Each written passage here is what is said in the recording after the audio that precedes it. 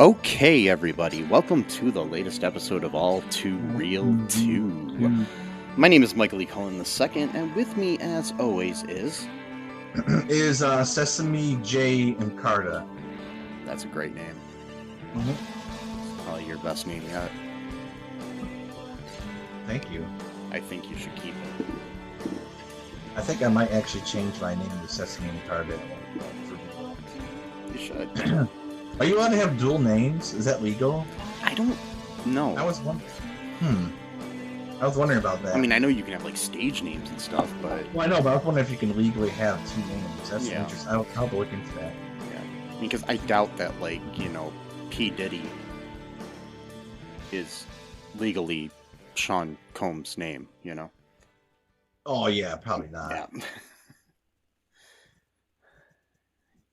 So, anyways, today on the show, we are covering the short-lived sitcom, well, the pilot for the short-lived sitcom, The Michael J. Fox Show, a show that aired from September 26th of 2013 till January 23rd of 2014.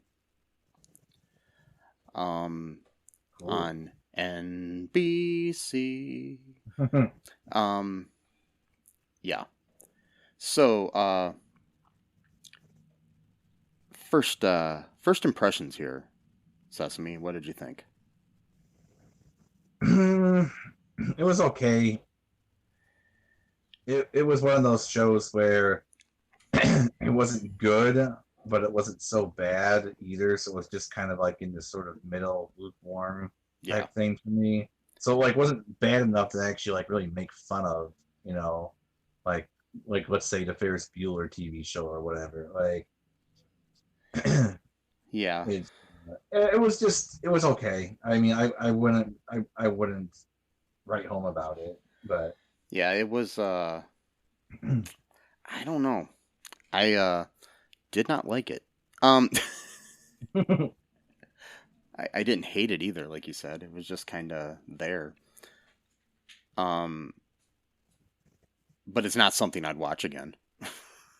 Yeah, exactly. It did not get me interested in watching the second episode. It was that part of that weird era of TV around 2013, 14, where it was like, it was like they were coming off of like the first part of the 2000s, and their Modern Family, of course, was really popular at that time. So like every show in the world had to basically do like the whole camera thing, which they got from The Office in the first place. But like every show pretty much like had to have that kind of thing. There was like I think what was it called? Beautiful Couples or something like not that. It was shoot, I forgot the show. Whatever.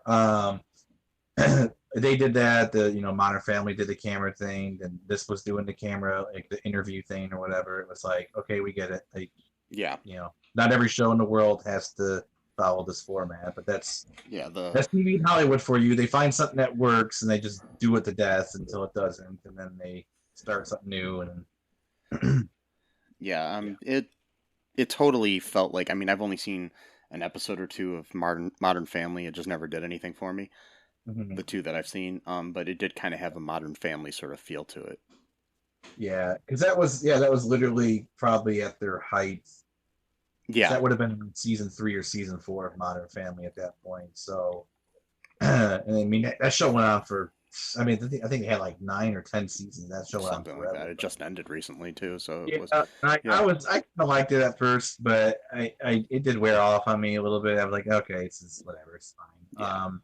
But it was, whatever. It was kind of cool though, in the sense that he was like playing a version of himself that wasn't really him, but he had Parkinson's, and his name was called the Michael J. Fox Show, and so that was kind of I mean, and it was like at least he was playing a character with Parkinson's who was kind of a celebrity, at least a local celebrity, so it made sense. Yeah. So what goes on in the show? Like, what happens here?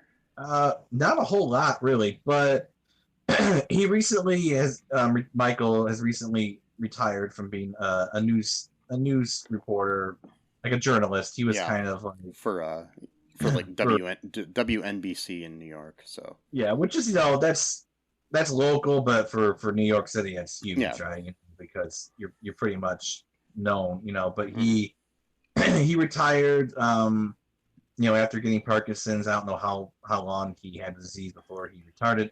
Retarded, really? Wow. Retired. Yes. Hell, I don't know. It makes no sense, but like, Yeah. I've been slipping with my words lately a lot. Actually, it's kind of concerning me. Like I'll say one word and like it'll be completely the opposite. So I hope I don't have like early Alzheimer's. Whatever. Anyway, uh, which means I guess then I have to retire from being a news reporter that I'm not actually a news Yeah, reporter. you should, Yeah, I mean I don't actually have that job, so I guess technically I can retire Well, you anytime can I take want. care of your family then. Yeah, exactly. That's what he's doing. So he was like, oh, hey, I want to spend time, but they're like kind of on edge because he wants to do like everything with them. Like he wants to make sure that they eat dinner every single night, like at the same time.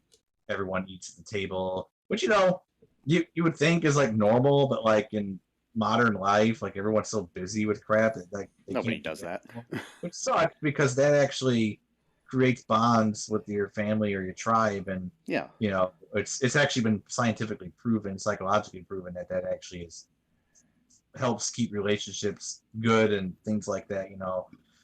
But they don't want to do that, so they're all eating standing up, and the one that his son sits on the dishwasher, and then he sits down with them, and then they break the dishwasher because of all the. It's like, really, you think that would happen? The combined Yeah. weight That of sitting on the latch of the dishwasher, that was kind of stupid. It was stupid. That was a dumb scene, but whatever. So they're all kind of like hinting at him, like, hey, maybe you should, find something else to do or go back to work or whatever. Just, like, we don't, like, you don't need to, like, take care of us, like, all day long, every day. Like, we got our own stuff, like, but he's kind of like wanting to, like, make up for lost time, basically, because he was usually working all the time as a journalist. So eventually, one of his old producers or whatever, convinces him to just go to a meeting just to talk things over, maybe come back to work or whatever. But like, it was pretty much like kind of orchestrated because like everybody who he used to work with like goes into like a raucous applause when he comes back and all this kind of stuff. So then he's like, yeah, I guess whatever. Maybe I'll come back to work and do some real hard hitting, journalism or whatever. Meanwhile, his daughter is supposed to do like a video project for like one of her classes, and she decides to do it about her dad, but like It was supposed to be about it's the grapes of wrath. what's that It now? was supposed to be about the grapes of wrath Oh, or it's something. right. Yeah, it was supposed to be, but somehow she tried to make. I don't know. I never read The Grapes of Wrath, so I don't really know how there would even Yeah. be a connection between the two. I saw the Does movie that years ago, but I don't remember it. does that have anything to do with like trauma or disease or Well, anything? it's Or I mean, about it takes place during the Depression, and okay, it's so about basically, it's about this family dealing with poverty and stuff. So yeah. okay, so not even close because their family's rich. Okay, anyway, Yeah. well, rich enough that Michael's able to pay for his sister to basically live in an apartment for free. So that's kind of and then also they get to live in the house on their own. So that's rich enough to do that. Yeah. Most people won't be able to pay for an apartment for a relative and pay for their own house at the same time. So. Uh, Granted, it was like a shitty apartment in the basement. It's like, hey, listen, biatch. Sorry, I shouldn't say that. Hmm. You literally get to live rent free. Your brother's paying for your apartment, so who cares if it's in the basement? You Well, know. it was so they could have like the wacky neighbor slash wacky family member character Well, in the yeah, show, so they needed of some kind of course, reason. of course, yeah. Hmm. So her daughter does like this puff piece about her dad, and just totally fake, like fake was insincere. And the teacher, makes her stay after class and just tells her like you're not getting anything for this. This is a total waste or whatever. So then she feels, embarrassed or shame or whatever. Uh, what else goes on? I don't even remember. Oh yeah, Basically, okay, so there's a point where he runs into his old boss and best friend, played by Wendell Pierce, who people know from The Wire and The Odd Couple, among other things. He runs into him and basically says, "Hey, do you want your job back?" Sort of thing. You should do that. And so he decides to try it out. There's also a, something that he really wants to tackle, which is the topic of 911 not being fast because it took 48 minutes for a 911 call to reach his house because he accidentally called 911. Like you do. Mm-hmm. Um, Yeah, like you do. yeah, and so that he realized that it takes forever for the that to happen. Yeah, and yeah. So that was his big reasoning for coming back. He has an assistant we meet when he goes back to the station to try to decide if he's going to come back. Um, who's kind of like this young, bright-eyed, you know, happy to be there sort of person who isn't jaded by life yet.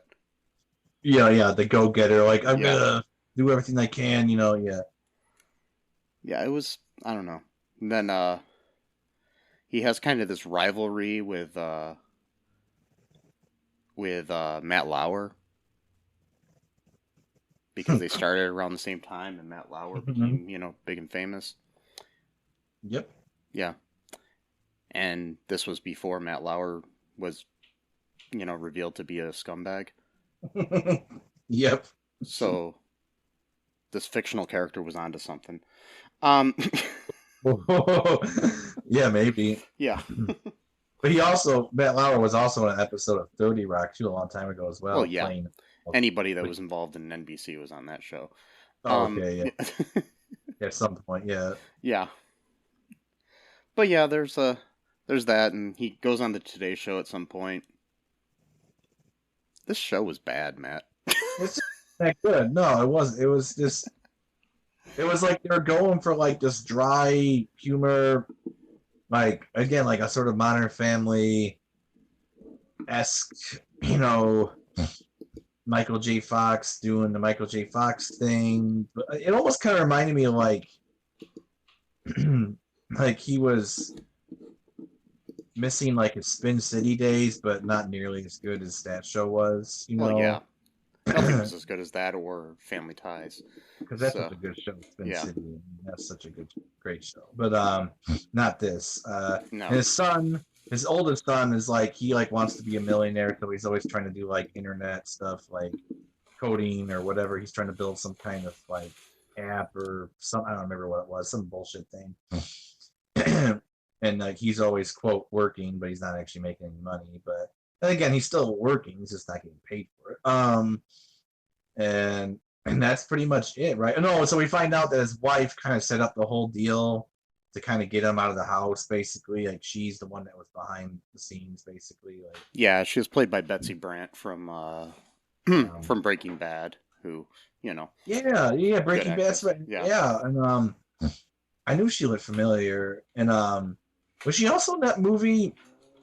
You know, don't shoot me, but like it was a rom com, and I got a thing for rom coms for some reason. I don't know what it is. They make me happy, but they're usually quote chick flicks, but I like them, so who knows? Whatever, don't care. But there was this one where it was called like Best Man or something like that, and she like her best friend was a guy, and no, it was called Maid of Honor, but it was spelled Made. You get it? Like he's Maid of Honor, and like you remember that movie? Did you ever see that movie? I don't know. I don't know if she was in it though. I'm not sure if it's her or someone just maybe looks slight, because like sometimes I'll think someone looks like someone else, and then once I see them again, like they don't really look that much that like them, so it could be something else like that.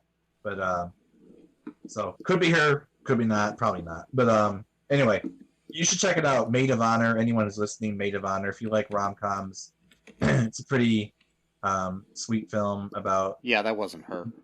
Okay, about a woman whose best friend's a dude, and she wants him to be his maid of honor. And that was Michelle Monaghan. Okay. Yeah. I don't even know who that is. But yeah, I just looked it up. So okay. Anyway, this is a cool movie, so it's better than this show. So that's for sure. Well, there. So watch that instead. Yeah. Do you want to take a break here because we pretty much talked the whole plot? That was it. That was literally the whole story. Mm-hmm. Yeah. And we can come back and read some reviews. Okay. Okay. We'll be right back.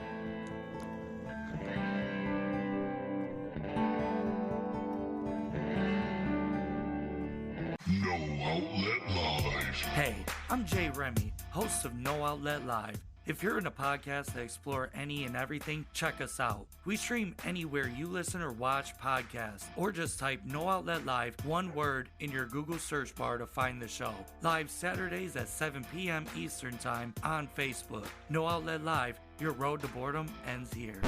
Do you like Tessa? Do you think this will be a date that can last? Well, she's not very articulate.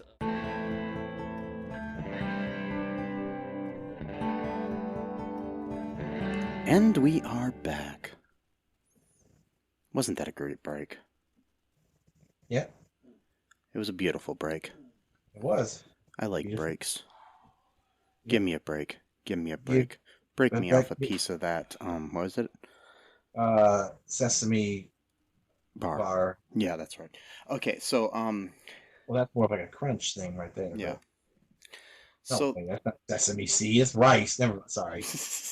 Yeah, it would not Captain. God damn it, Crunch. That's not Captain Crunch.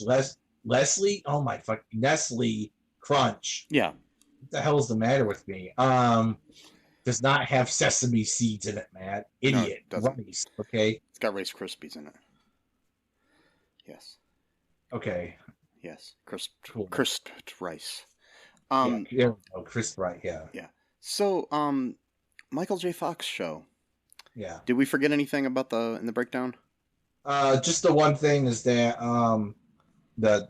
his daughter redid her project the right way, and it was like all moving and shit, because she talked about him having Parkinson's and and all that stuff, and Good how times. it changed him, but it's okay, because people can, people aren't be gonna my hero, daddy. pretty much. And that was pretty much, so that was her story arc or whatever for that episode. And then they finally did eat dinner at the table at the end, I think, with his sister there. Yeah, they did. It was another weird thing. There was like this weird moment where like there was like this like weird hint of like incest almost, where like the older brother was like, except like her shirt was not fully on, or you can see her bra or something like that, and she's like, "Hi, Aunt," or whatever her name is, and then someone says like "ew" or whatever. I was like, why would they do that? Like, I don't. Why? Like, it's stupid. It's not funny. Like, and the plus too, it's like, it's weird. Like, I'm sorry, but like, that stuff is bad. Like, it's not funny. But this was like 9 years ago, man. Oh wait, no. Exactly 9 years ago. I don't know. Maybe I misread it, but it just like he had this weird tone, and then like someone said like ew or gross, or just told him to shut up. I don't know exactly, but they basically like shut him up. Like, so yeah. There was like the implication that like he was like hitting on his aunt or something like that. What the fuck? Like, I don't know. I had to rewatch it, but that's where it came. Don't bother. Anyway, so rewatch. I love Michael J. Fox, by the way, but this was bad. Yeah. So here's a 1-star review. Mm-hmm. Okay. Bad. Just bad is the headline, and this is from Zadix DP. This is from the week it premiered in September of 2013. We were quite interested in this new show. Michael J. Fox is normally quite fun to watch, but after 15 minutes, we just had to stop. The jokes are not funny, the characters are flat and vapid. The storyline starts with characters assuming the audience knows who these people are, not much in the way of clues other than Michael J. Fox is a news personality. Who are these people? They come across as jerks with not redeeming social graces. I understand smart, edgy material, but this did not have it. Then he politically shot at Chick-fil-A. Really? A company all about hate? I'll watch MSNBC or Fox News if I want hard political commentary. Please, all of this add up to a fail. We won't be watching. I don't remember the Chick-fil-A I comment. do not either. But then again, I was like, I wasn't fully paying I had attention. to concentrate. It was so boring. Yeah. But really, even in 2013, people knew about them donating to gay conversion therapy and all this other stuff. It's like hard political commentary. It's probably literally like one comment in the entire episode. It's not exactly like a tirade against. And if they're saying they didn't want any political commentary, but they're fans of Michael J. Fox, did they not see Spin City? Yeah, exactly. I mean, or on the other spectrum, did they not see him as Alex P. Keaton in Family Ties? Both of those shows had political commentary.